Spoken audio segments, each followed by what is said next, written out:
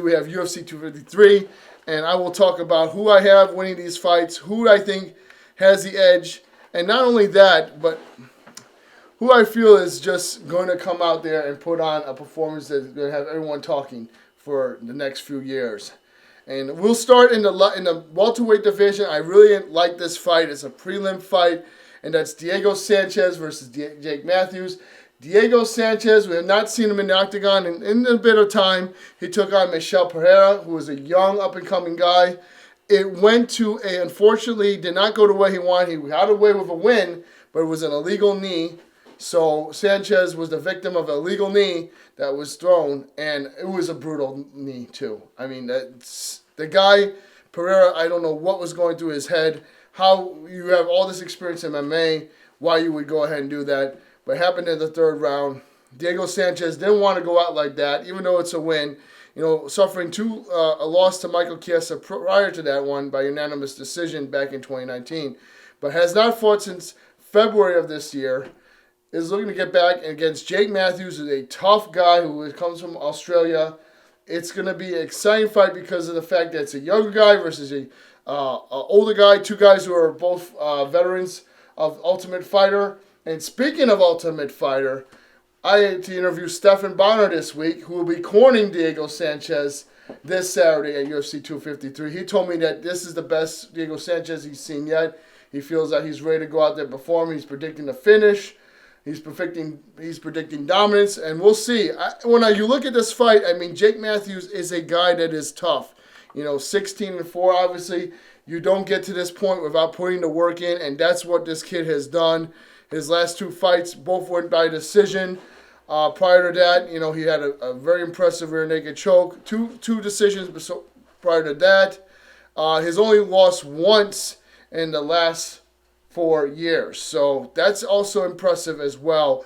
And, the fact that Diego Sanchez may be the guy who is, towards the end of his career. But I don't think that makes him any less of a threat. Diego Sanchez, he poses the will to win, the belief that he is going to go out there and going to perform and going to show that he's still the man. And Diego Sanchez is a guy that really, at his age, he's 38 years of age. Most fighters consider retiring. He still is making it. He's still making improvements. He's still adapting.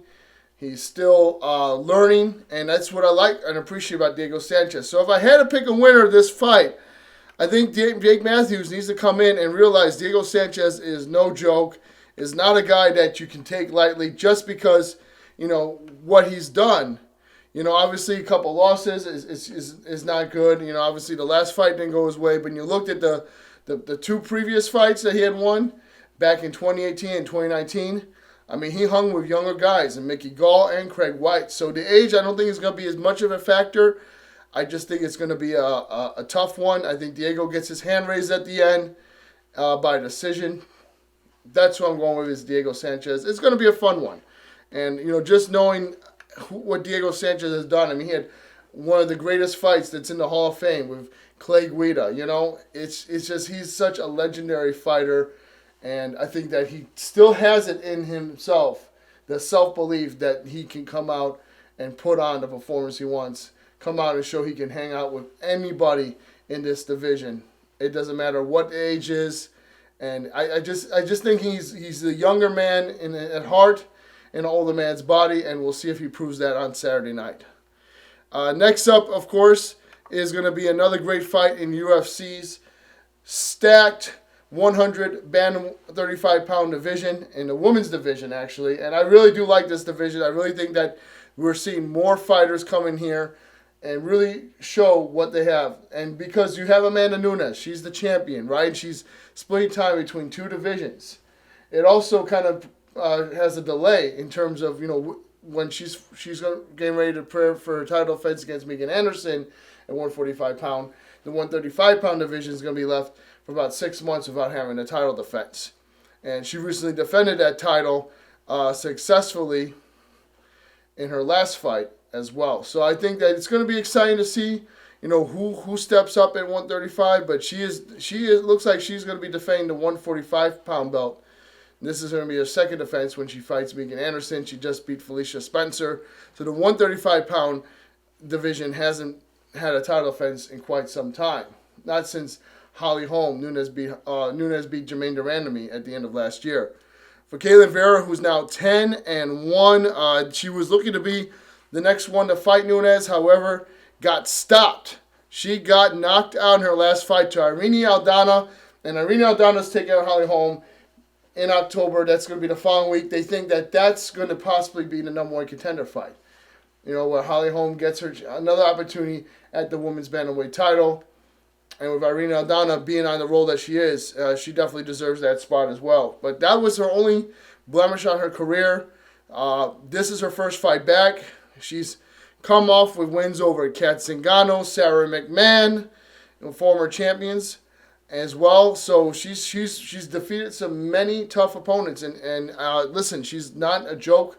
She's a force to be reckoned with. But she's going to have a tough test in her fight up and coming as well with Sahara Eubanks, who look good every time we see her. She's 6-4. But really, when we looked at her last two fights, they were big wins. Over Sarah Moraes. Then she defeated Julia Avila, which just happened last weekend as well. So that was a big unanimous decision fight win. And Julia Avila was a woman who was undefeated, and she took her undefeated streak. So for Caitlin Vera, this is going to be a tough fight. When I look at her paper, I think Vera has the edge. She has more wins. But you look at Sahara Eubanks, she's been really improving. She looks like a new fighter in her last two fights. And I feel like this is going to be a tough fight for her. But I think Eubanks gets it done. I think Sahara Eubanks gets the unanimous decision victory. But we'll see. Caitlin Vera obviously is hungry to get another shot at the octagon after that huge knockout loss. Then we go to the 125-pound division. Brandon Royval versus Kai Kara France. And this is an interesting fight because the flyweight division has really solidified itself. I feel like it's great that we have a new champion in Davidson Figueroa. We have a new challenger in Cody Garbrandt, who's coming down from 135 to 125 pounds to challenge for the belt. And Cody Garbrandt, of course, had a huge knockout of Rafael dos Santos in his last performance back in May. So that's an exciting fight to look forward to. But moving forward, we're going to see 125-pound division really grow. Brandon Royval is a guy that, is fought in LFA. He's been the champion there. He's now 11-4. Really a guy that, when you look at him, he won his UFC debut over Tim Elliott, a tough veteran, by arm triangle choke in the second round. That was very masterful because you're taking on a guy who's really good at jiu-jitsu, who's more experienced than you, and yet you're able to go out there and put on a statement like that. And that was huge. And I think it was a short notice fight as well. So you look at his performances prior to that in the LFA, and he was definitely 125-pound. He won the LFA vacant flyweight championship. And when you win that championship in LFA, it almost guarantees you your opportunity to go to UFC.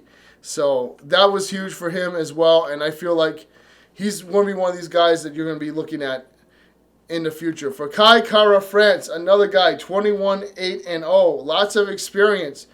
International fighter as well. And, he's a guy that's, except for this fight against Brad Moreno, you look at his UFC record, that's almost four straight UFC victories besides that loss. And he is a guy that really puts it on you, man.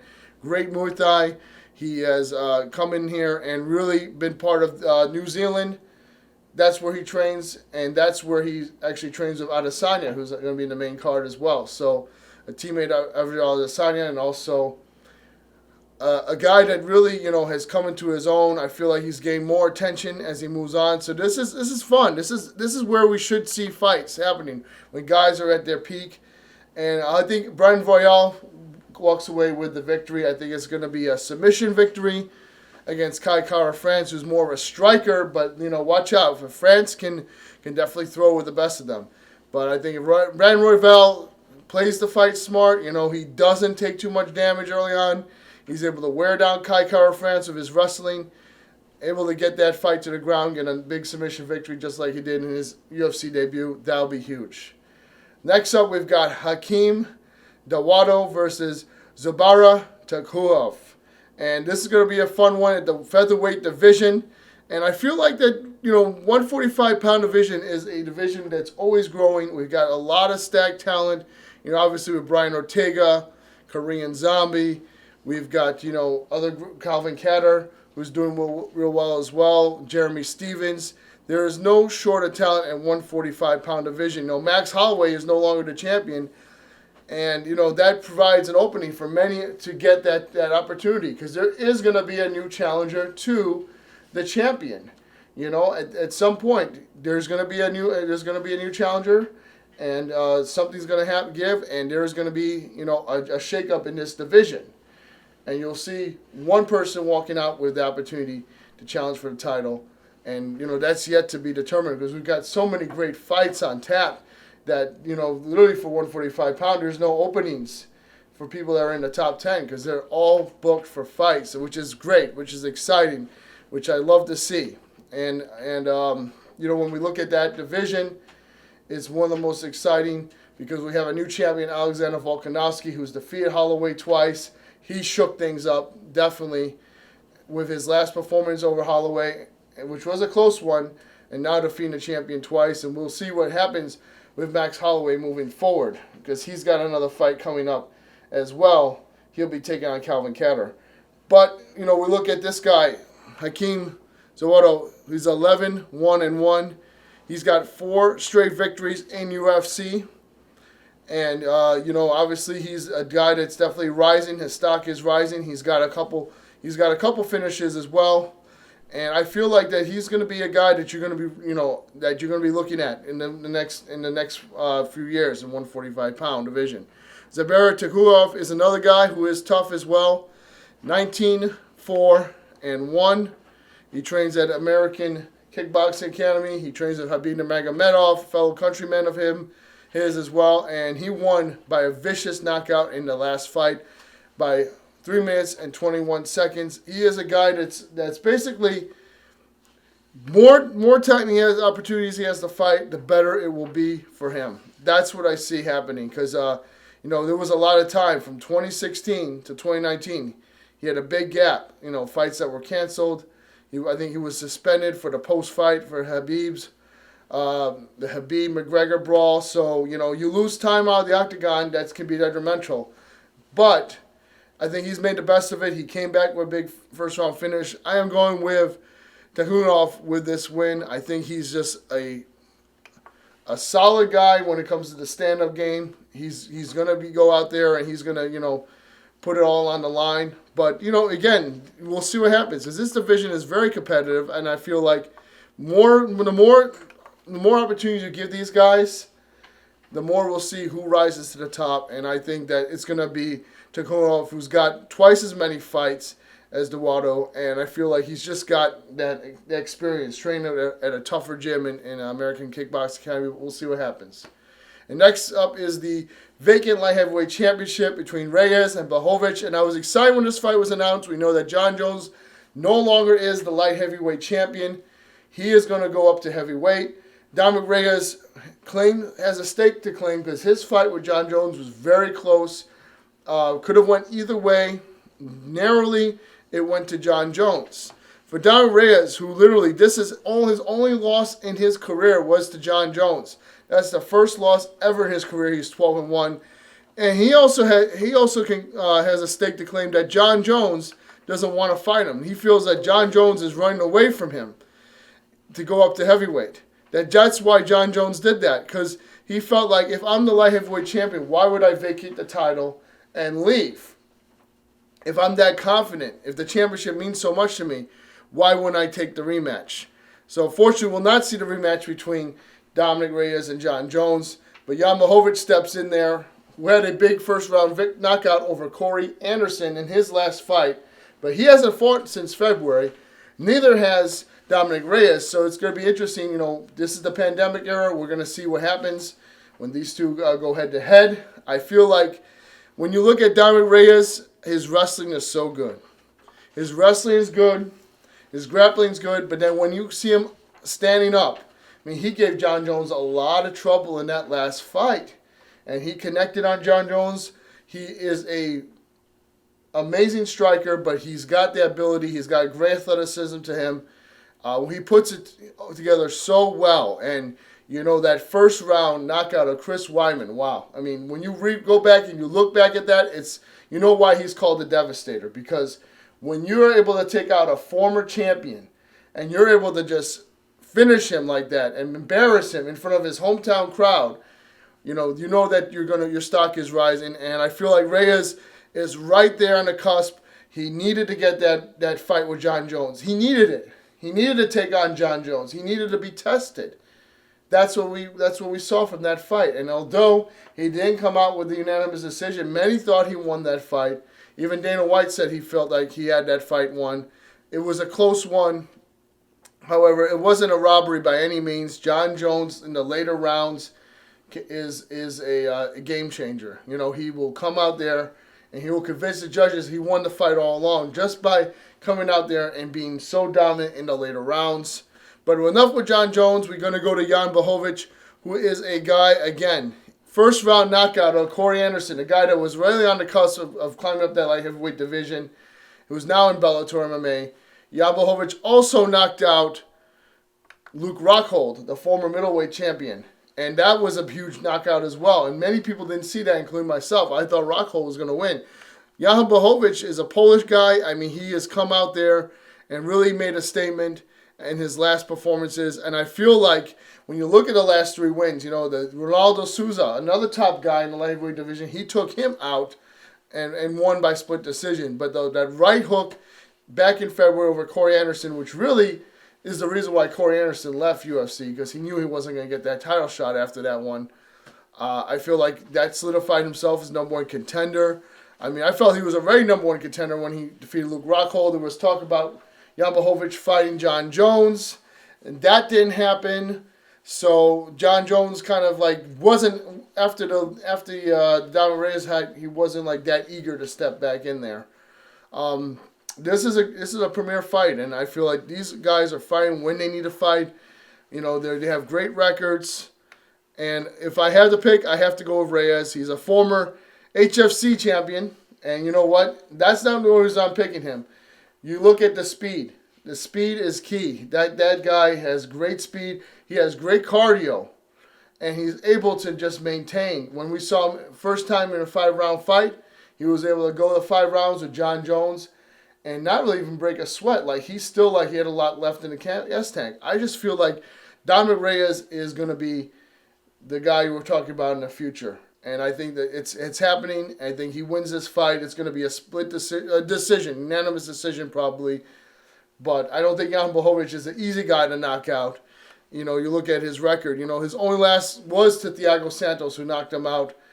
But Thiago Santos is another guy. But you never know. Reyes is a guy that could go in there, finish a guy in the first round, no matter who he is. He's gone in there. He's proved the doubters wrong. And I feel like that he should still be undefeated. I feel like that fight, although it was so close, I felt he edged out John Jones, in my opinion. I think he deserves this opportunity. But Jan Behovic is a tough dude, and I'm looking forward to a great fight. I'm looking forward to a fight that's going to be a mental warfare as well as a physical warfare between these two. Dominic Reyes, who's, competed in numerous sports, from basketball, football, baseball, he has that IQ of an athlete. He's got the athleticism that really beats out anybody in that division. So I feel like it's going to be, the odds are going to be stacked for him, but Behovic can end it at any time, and he's a finisher as well. So it's going to be a fun one at 205 pound.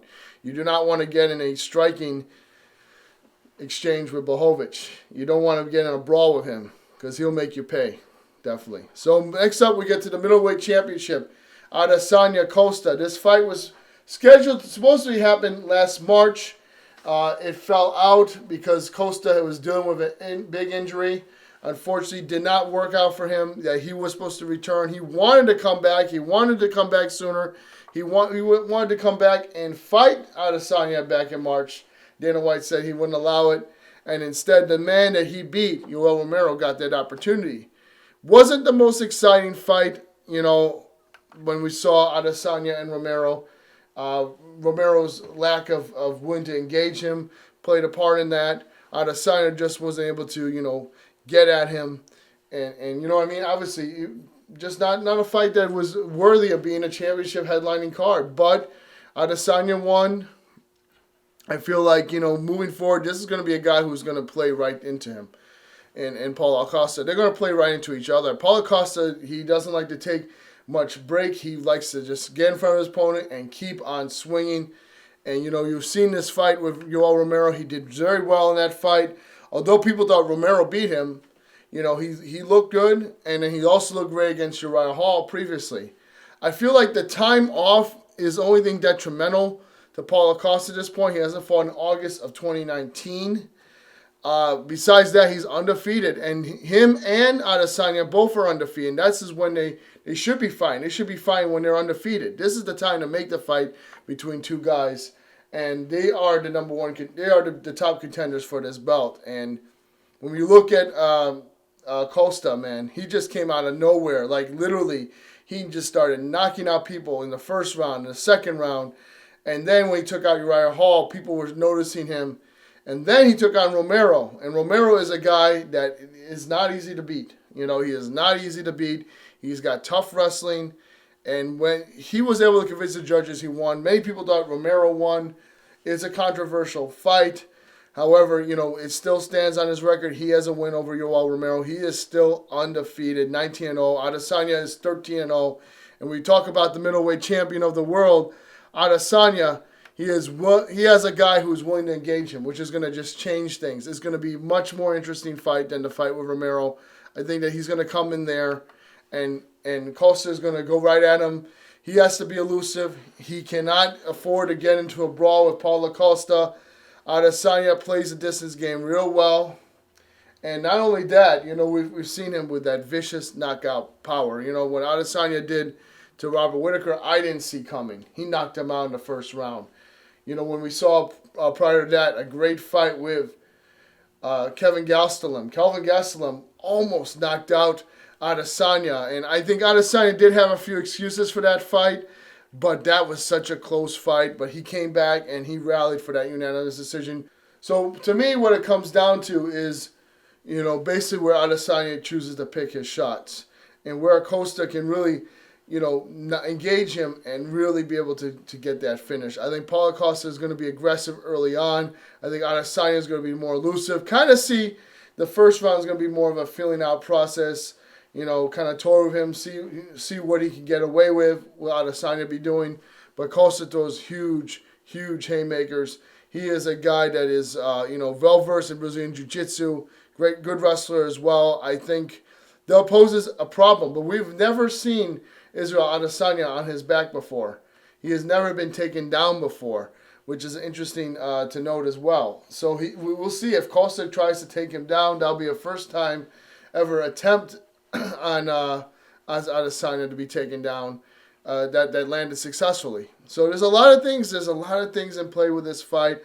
When you look at it, though, Adesanya, the reason why he's been able to win so far is because he has that. Not only does he have great striking ability, he has the great awareness. He has awareness where to position himself in the octagon during that fight. He knows where to pick his shots. If he does that wisely, he will tire up Paulo Costa, and he can cruise to a unanimous decision victory. That's one scenario. The other scenario is Costa really, pressures him. Adesanya is running away. And people accusing Adesanya of running away during his fights. I mean, he is elusive, but I don't think he's scared. But, he does get away and reset. But there's only so many times you can do that. Costa will pressure him. If he gets him up in the cage, he'll wear him down. And we will see. But I have to Adesanya's credit, he has a chin. I mean, he took shots against Gastelum, shots that really should have put him out. I think he's shown that he's battle tested.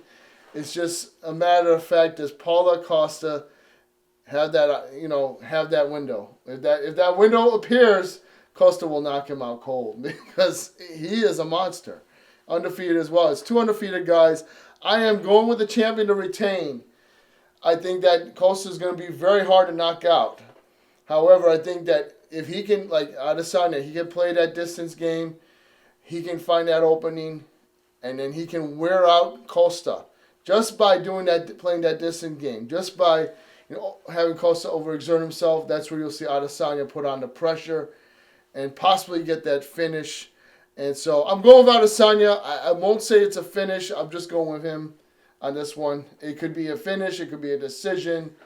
But it's one of those fights, Paulo Costa is dangerous at all times. It would not shock me if Paulo Costa wins this fight. And like I said, it's all about wearing Costa down. Because I think I'm not saying Costa's gas tank is in the play. It's just when you are able to be so elusive and wear a guy down, keeping him missing, and keep him, frustrated. You know what I mean? Get him frustrated. That's when he'll play right into Adesanya's game. And Adesanya, he's got huge head kicks. He's got just great force. And I think Adesanya has a chin as well. I think Paulo Costa's chin hasn't been quite as tested yet. But we'll see if he's got one as well. I mean, it could happen either way. Either guy could knock each other out. It's all about the game they play inside the octagon. But I think that's what it is. I think Adesanya's going to try to just be elusive, just try to wear him out physically, drain him of his energy, and that's when he'll see Adesanya really come out full force. But it could play into Paulo Costa's. Adesanya gets a little too cocky, starts moving around a little too much. But it's just a hard guy to read in Adesanya for Paulo Costa. It's a hard guy to read, but if he keeps up that pressure, he could find himself with a finish scenario. But I'm going with the champion to retain. I think that this division is exciting. I think this fight is exciting. Two guys in their prime, undefeated. This is where it should be happening for UFC middleweight division. This is probably one of the most exciting fights in this division for the past decade. And Dana White said it is going to be the fight of the year. So we are excited for this one. So make sure to join us at Mullins, 7301 Northwestern Avenue. Limited capacity. We'll be there for the Fightlete Remote Podcast. And this is it for this week's edition of Fightlete Report. Make sure to check out Fightlete.com for all exclusive content, articles. Follow at Fightlete on Twitter. Thank you guys for joining us. And once again, we are back doing the weekly Fightlete Report remote podcast as well.